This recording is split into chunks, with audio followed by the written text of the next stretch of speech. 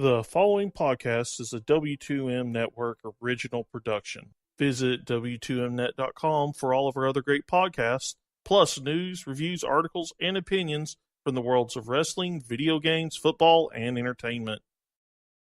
Control. Jennifer Lopez. Duro. Escucha, baby, si solo supieras que tienes algo que me hace vibrar. Tus movimientos a mí me aceleran. Cuando empezamos no puedo parar.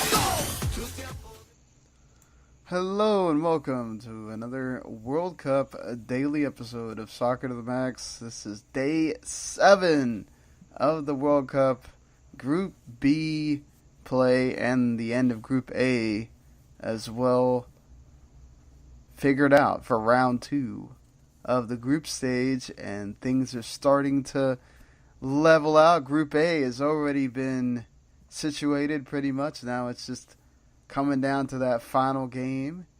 And Group B play got very interesting and sets up a nice battle of old foes for two teams. But, of course, I am your host here, Sean Garmer, and here with me, Mr. Erik Watkins.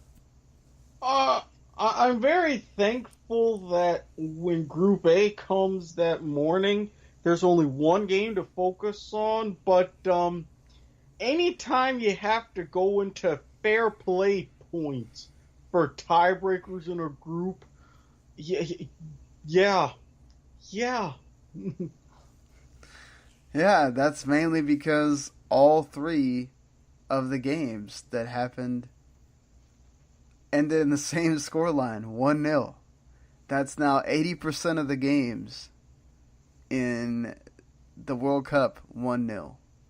So, we may not have had any 0-0 games yet, but they're just as tight with these 1-0s.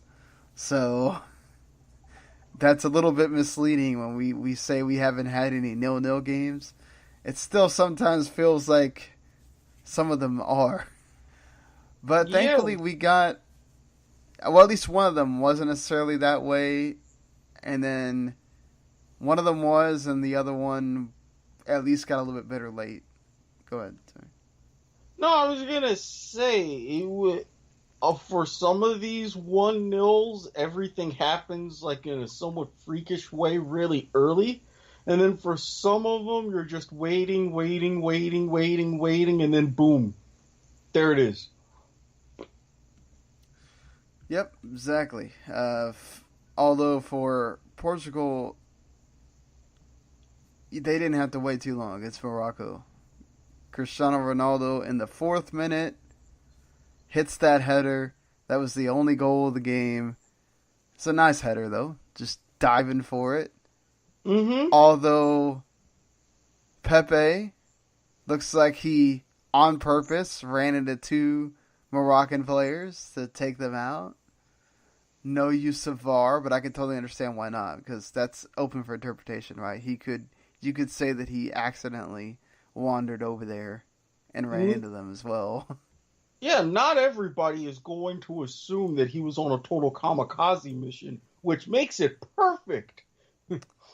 Yeah, I mean, you would have to, considering his reputation, you would have to put that into play, and then that's also being subjective, and that obviously takes away the objectivity that VAR is supposed to promote. So there was another situation, I think, later in the game where there was a Moroccan player go down, but they didn't call a penalty on that either, which I thought was fine. I think for the most part, though, what I was impressed with was that Morocco was going for it in this game. They were not just like a team that we'll talk about a little later. It's sitting back and, hey, come at us. We don't really plan on going anywhere, but you can keep coming. No, they were attacking. They just couldn't get by Rui Patricio, who had a couple of really nice saves, including a diving one that will probably be one of the ones people are talking about for at least this round. Mm-hmm. And for that one, that was really the miracle save that salvaged the 3 points for Portugal because Morocco, they knew what was in front of them. They lose, they're done. So it's like, if we're going to go out, we're going to say, hey, you can attack. We're going to attack and to make you absorb a lot of pressure too. Portugal was just up to it, and for Morocco, it was just a couple bad breaks. No, exactly.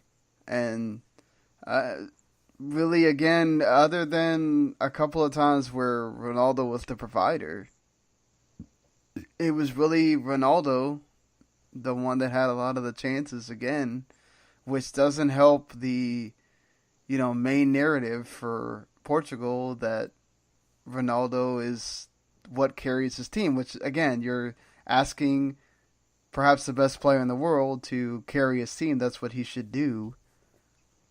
But, man, to win a World Cup, you usually need other members of that team, aside from the goalkeeper, to performing well. And, man, this was not a game where Portugal looked too good. No, and unfortunately, this was the main thing that everybody was talking about. Can Portugal win the World Cup the same way they won Euro 2016? I automatically knew the answer to that question was going to be no.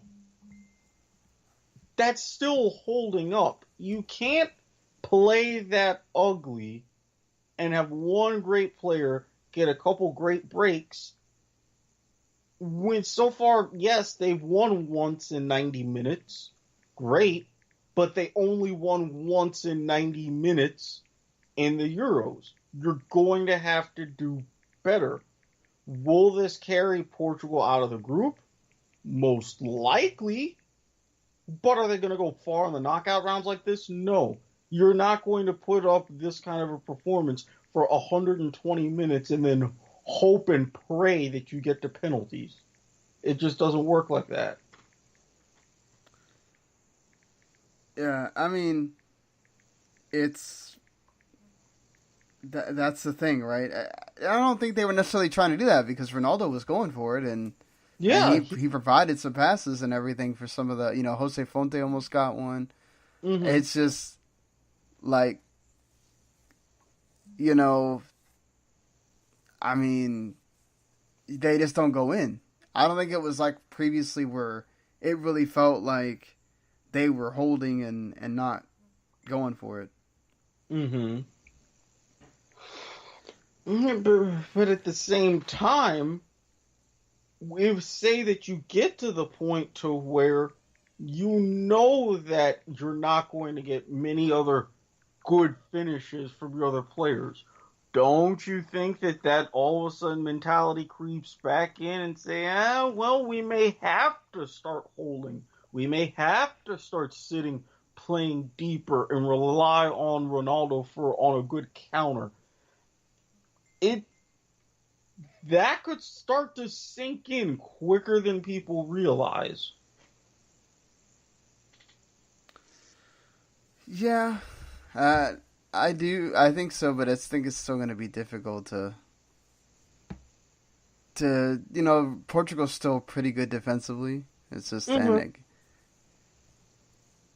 it's not necessarily the easiest thing to do. But I will say, I think again, give Morocco a lot of credit. I know the coach was complaining about some of the fouls that weren't called, and I think he's fair in some of them, but he's probably talking about the two penalty decisions, and they weren't penalties. I mean, not in the way that you could call it a penalty if you want, but I think if you're VAR, you have to reverse it because they're not or they won't. I guess they wouldn't reverse it if you would have called it, but still, my point is that the referee decided they're not.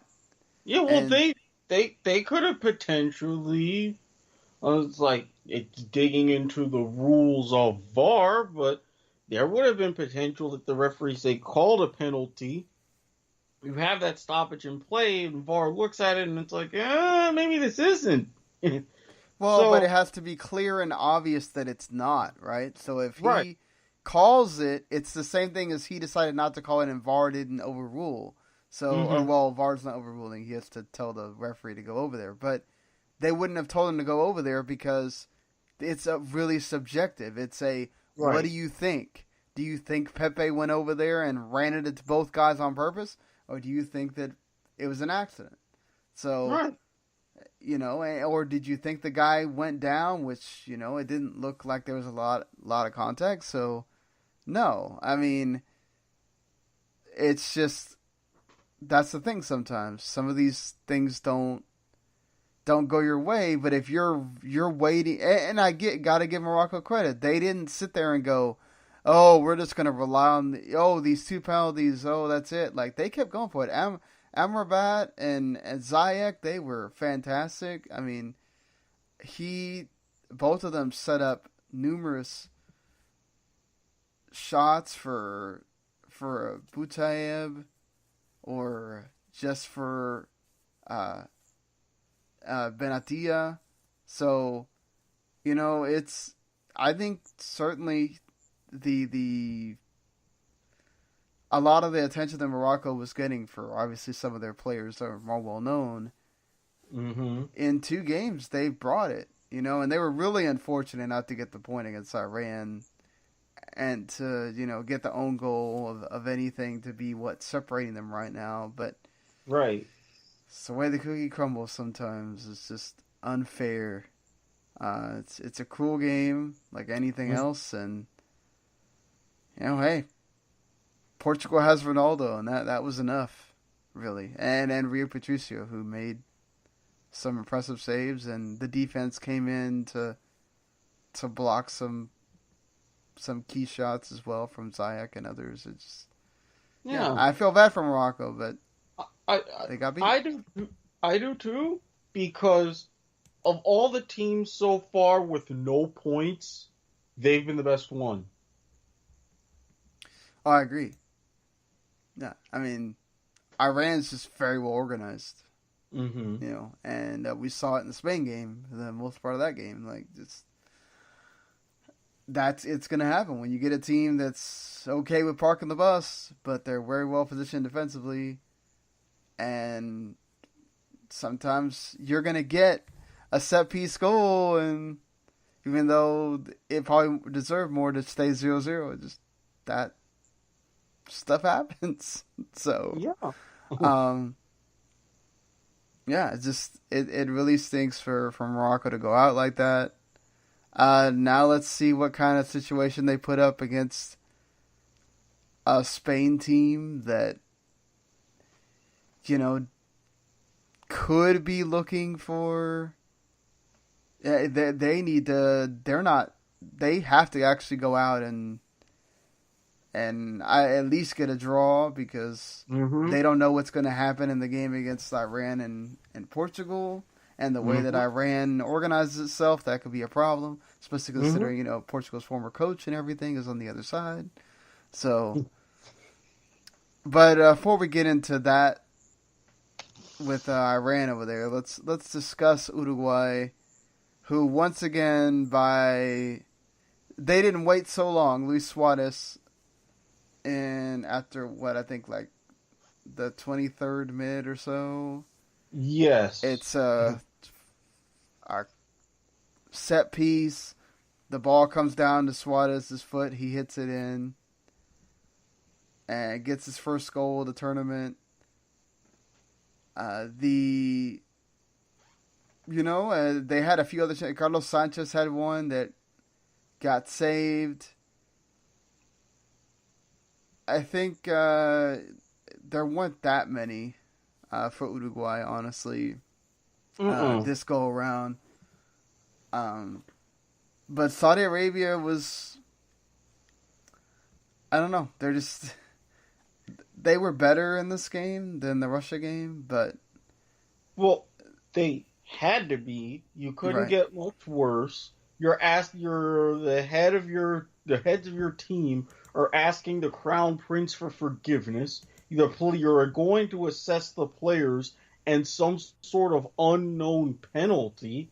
It's like you're already putting all kinds of fear into them, but you have to admit you're a weak side. You're not even the powerhouse that you were in West Asia anymore. You're showing that. What more can you do? Yeah, and I know there's going to be a lot of questions, and I have a little question, too, of myself of, okay, Uruguay, what do they should be beating at least Saudi Arabia by more, but this is kind of the way Uruguay is. They go for it when they need to. They know that they have Cavani and Suarez. They had a lot more chances in the Egypt game, but that's also because Egypt was actually kind of going at them. Mm-hmm. There wasn't a whole lot here from Saudi Arabia, and Uruguay is fine with just like, all right, you don't want to come at us, then cool. We'll just sit back here. Yeah, we'll clear the ball. We'll, do whatever we got to do. Yeah, they were really happy playing for that 0-0. It didn't work out that way. They got that goal, but it's just like they don't score more than they have to. Right. That's a mentality that's going to eventually, I think, cost them. But for right now, it's working.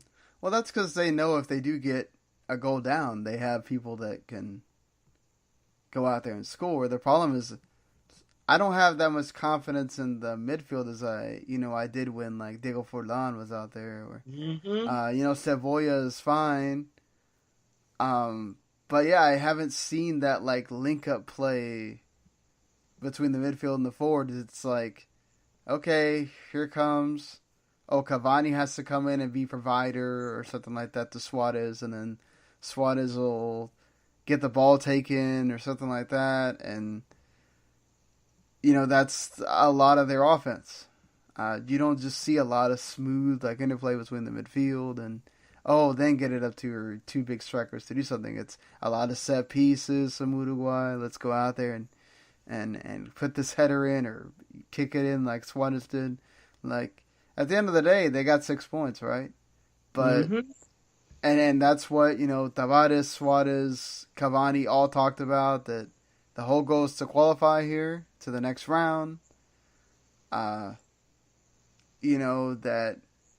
he's even Tavares brought it up that like, does it really matter? Because there's times where we put up a 3-0 or we've seen. Or we put up a lot more goals, and what did that really get us? Does it really matter? What matters is getting the points and moving on. And, he also tried to justify that this group is harder than people expected, which, Russia would tell you otherwise. But, who knows if they're not playing in Russia if this is the same team, right? But, yeah, I think the game against Russia might tell you a lot about Uruguay, because if they do get down, will they be fine with just being in second place and let's move on? Or do they actually try and go out there for the win? Do they start everybody? That's another thing. They could decide to rest some people. So, because they rotated for this game. They did, and I think with how things are in the standings right now, Uruguay 6 points, but their goal difference is a +2. Right. Whereas with Russia, you got 6 points and a +7. So is Uruguay really going to go out there and try to win the match 5-0, 6-1? No, they don't have to win 5-0. If they win, Russia doesn't get any more points. It's only if they draw that Russia would win by the goal difference that they have already. Oh, that's true. I forgot about that. But I mean, I don't know. I really don't know where Uruguay's heads are at. Russia could decide to rest some people. Who knows? But I don't think they would. I think they want to put on a good showing for the fans. Yeah, they want the home fans. They want to do this for Putin. They want to do this for everybody. They're going to go out and say, hey, we can squeak one more win, get 9 points. That's enough of a job done. And then anything we do in the knockout rounds is cake. Ugh. You know, but I wonder, like, I feel like Uruguay has a much better matchup for, say, a Portugal, where they're going to lock Portugal down, and Uruguay could sneak in a goal here or whatever, or, you know, they have the talent to be able to make Ronaldo's life hell. Yeah, you know, and then have to put it on somebody else to beat them. Yeah, and again, that goes back to everybody is looking like in the commercial, a potential matchup, you know, Suarez versus Messi. Well, you're going to get an even better matchup, just about guaranteed. Things work out the right way. Suarez versus Ronaldo. There's a good chunk of familiarity there, too, that people are ignoring. And the way Russia have been playing, they might be a good fit for Spain. You might have a more open game between the two. I hope so, because Spain, I get it. You can pass. You can complete passes. But Jesus. Oh, I was dreading this. You said it wouldn't happen. Sean, I think you're a liar. No, they're not playing with a false 9 because Costa's out there being in front. They just feels like it. Yes. It's not their fault that Iran parked the bus. They scored 3 goals in the first game. Oh, yes, which is, I figure, okay, it's one thing, but it's like, my God, tiki-taka. And if I heard one more time, 400 passes, 500 passes, 600 passes. I'm like, no, I'm going to pass the back of my hand upside your face. Well, Jesus. I think it's just Spain doesn't understand that sometimes with Iran, with a team like Iran, they're so defensive. Go route one. You got Diego Costa there. He's big, strong. Like, just go route one and freaking have him be the target man. And then have your midfielders go around him to create more attacking possibilities. If you're just trying to pass through a team that's locked down like that, it's going to be so difficult. So yes. Oh, I was so annoyed at that match because Spain, they could have done better. I mean, yes, with Diego Costa, hell, you even have like good opportunities with Isco. Free him up with a couple good chances. You see what he can do, but yeah, I mean, Costa gets his 3rd goal. Takes doesn't take too long into the second half to get it. Almost looked like it was an own goal again. I mean, own goal's already winning the Golden Boot by now, so you know.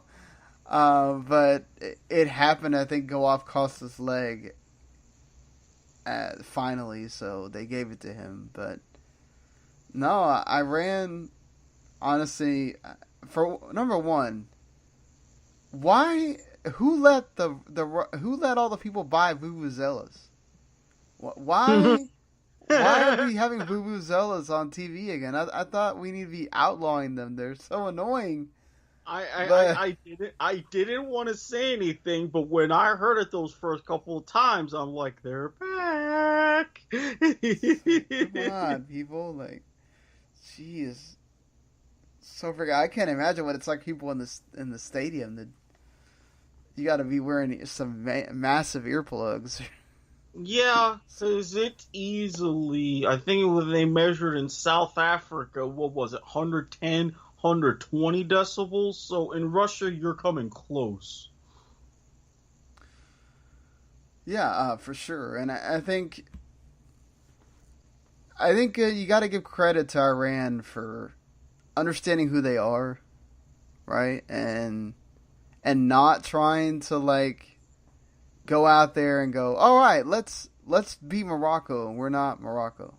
I mean, they have some talented forwards, and they had to hold off on Jahanovic because of the injury from the first game. So, he put him in as a super sub. Mm-hmm. But honestly, and there was times where was it the other guy, the why can't I think of his name right now? The Uman or Amon, what's his name? The main. I'm gonna confirm this. Osmoon, sorry.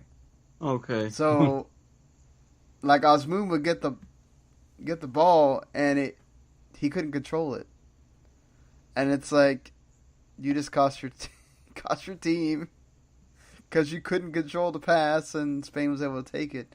But no, I mean they defended, and then in the second half, after the goal was scored, they went out there and they went for it. They scored a goal, but it was offside.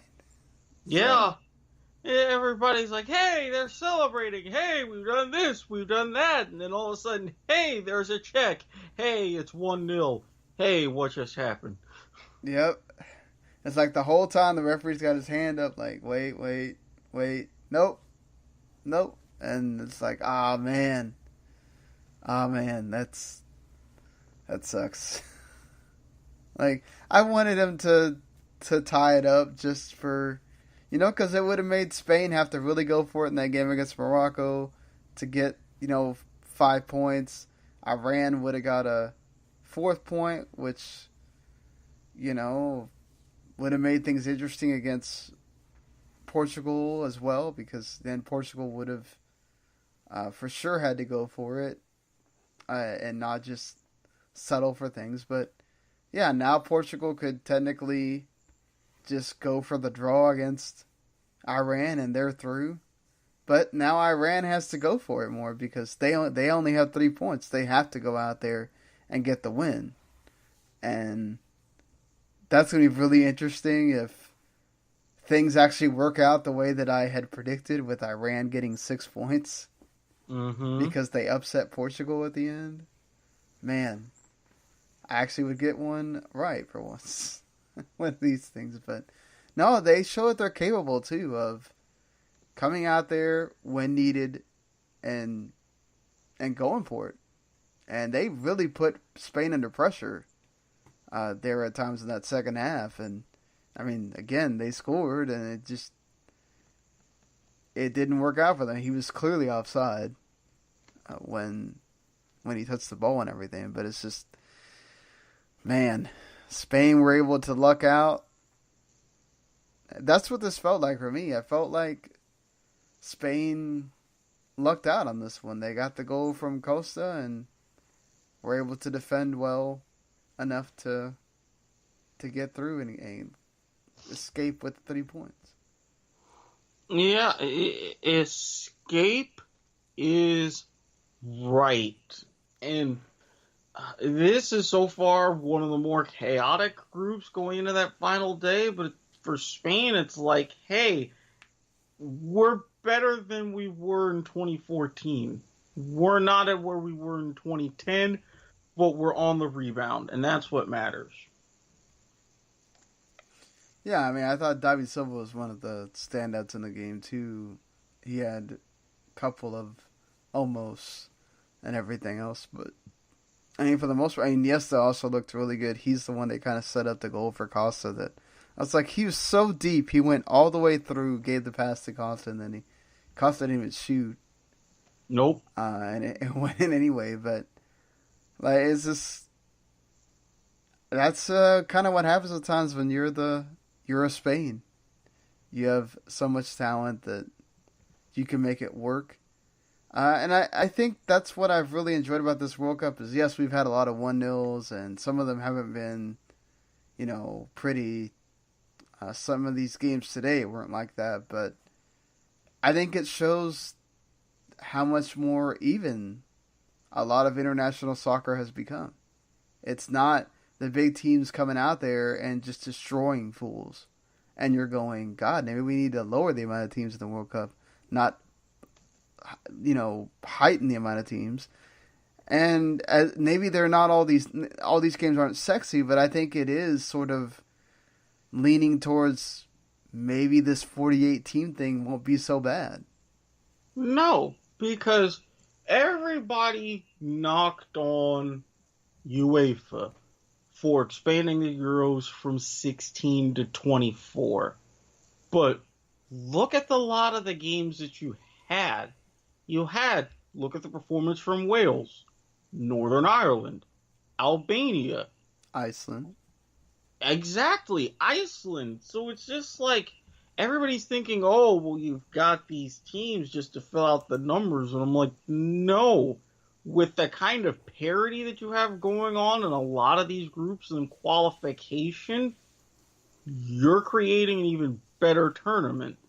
And now that more nations are going towards creating like these nations leagues, imagine what that's going to do when you get to the 48 team World Cup. Yeah, they're going to have experience of really doing well and being in competitive games. Obviously, they're going to miss out on playing some of these better teams that you would in friendlies, but that's the sacrifice you have to make. Looking ahead, though, to we got 3 potentially really good games. Because, I mean, when we saw these games yesterday, we're like, ooh, man, these could all be kind of stinkers. You know, one of them turned out not to be, but for the most part, they held serve. These 3 that are coming up, these look like they could be extremely pretty good. Australia, they gave France a game, and with Denmark, if they play, I mean, now obviously I think they're going to play a bit more attacking because they're going to have the ball against Australia. I think we do see Tim Cahill, and I think Australia also makes it a game, just like they did against France. We'll see how long it holds, though. Denmark obviously want to wrap things up, get the 6 points before they have to play France. On the other hand, though, the way Peru plays, I think they're going to give France fits. That's going to be such a fun game to watch. France better be on because they play like a bunch of individuals again. Watch out. That could be dangerous. And that could be extremely dangerous because, and I've said this in other situations, don't face a team that's angry. And I think after Peru's opening performance, they're a little bit angry. And taking it out on top competition, one of those borderline second-tier favorites, yeah, they're going to want to prove a major point. Yeah, and you got Paulo Guerrero, who's going to be starting probably now, so you're going to have to deal with him from the start. And that's going to be a big problem for France. I think, again, I think it all comes down to how France play. If they play more cohesive and more flowing, could be a very entertaining game. And also Argentina-Croatia as well. That's going to be really good because Argentina has to go for it here. They cannot. I mean, they could technically go for another draw and then try to get 5 points, try to get the 3 points against Nigeria. But, I mean, depending on what happens in the game, between Iceland and Nigeria, let's say Iceland wins, hey, that's something you got to pay attention to after that, because, yeah, I mean, Iceland beats Croatia, you could be out. So, and already you've got Neymar with a little bit of an injury scare, but he's back. Ronaldo's already bagged 4. So far, the only thing that Messi is known for is a penalty miss. No, I definitely think he's going to come at it in this game. Yeah, and that's what I'm saying. He has to. Guys like even Higuain, if he's featured more, he has to. Kun Aguero, he's got to at least duplicate what he was able to do against Iceland. This is a team to where the pressure is all of a sudden mounting hard. Oh, for sure. For sure. I think definitely you need to... I like that he's already saying he's making changes. He's, probably going to start Pavon. Might start, Higuain. But honestly, for me, start the young guy. Start the 21-year-old.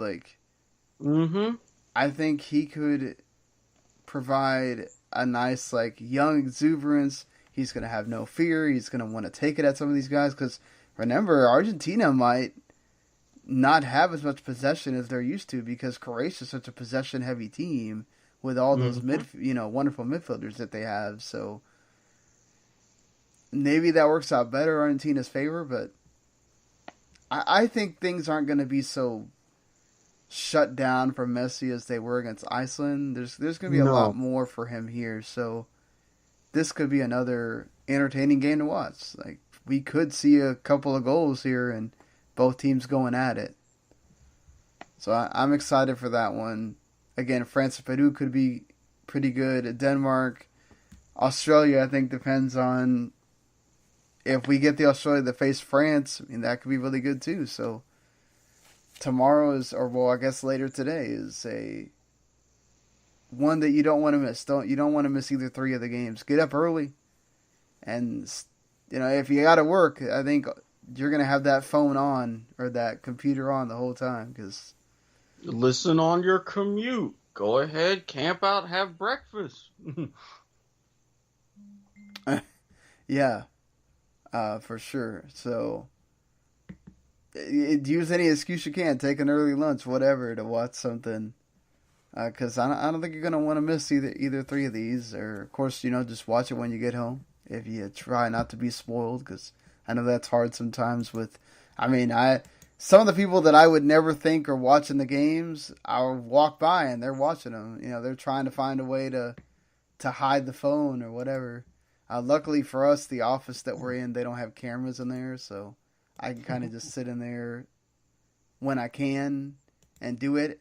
It makes you feel weird, like, and a job like mine where you got to be up and doing stuff, it does make you feel weird to sit there and, even though it's the World Cup, you're going, man, I don't think I can sit here for 90 minutes and someone's not going to notice I've been sitting down the whole time. So, but yeah, I think that's, again, make sure you check out one of these because it's probably going to be one of the better ones of this round for sure.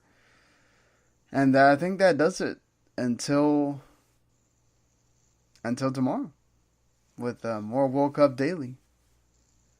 We will see you later. Make sure that if you like what you heard, subscribe, Soccer to the Max. You get every World Cup Daily show, and then beyond that, when we go back to doing our regular shows that sort of focus more on the American soccer side of things. But let us know, also if you enjoy what you hear with a comment on YouTube or iTunes review or anything like that. Anything would help us be able to be heard by many more folks.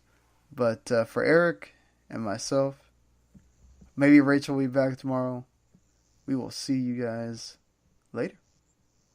Peace.